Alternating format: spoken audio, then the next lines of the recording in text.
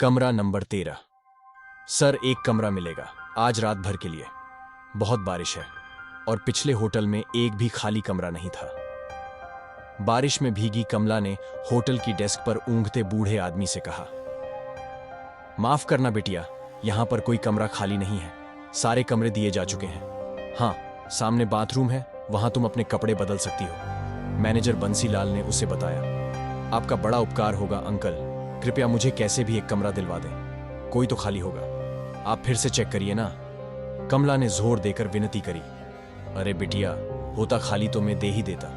यहां इसी काम के लिए तो बैठा हूं मैं। मेरी ट्रेन छूट गई और इतनी बारिश में कहां जाऊंगी। कोई और जगह हो तो बता दीजिए। इस छोटे से गांव में अभी ये दूसरा होटल ही खुला है। कई सालों से बंद था, अभी इसी महीने खोला गया है। पूरा खोल दिया सिवाय एक कमरे के, मैनेजर ने कमला को बताया।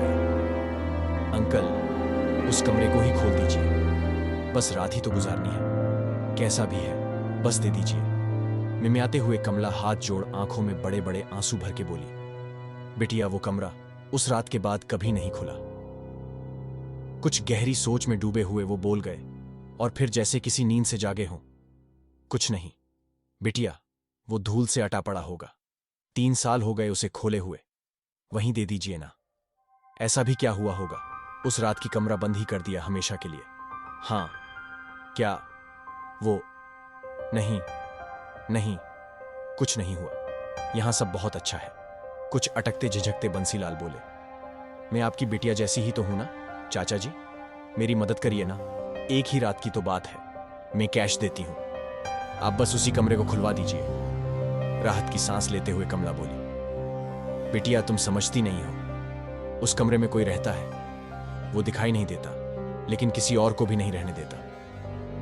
मैं इन सब बातों में विश्वास नहीं करती, आप बस उसी को खुलवा दीजिए। सामान उठा व्यग्रता से कमला बोली, लेकिन बेटी, लेकिन कुछ नहीं चाचा जी, बस बढ़िया सी चाय पिलवा दीजिए और कमरे की चाबी थमाइए। चहकती सी वो पुलक गई। ठीक है, जैसी तुम्हारी इच्छा। कहते हुए बंसीलाल ने चाबियों का गुच्छा उठाया और लाठी उठा कमरा नंबर 13 की ओर बढ़ गए।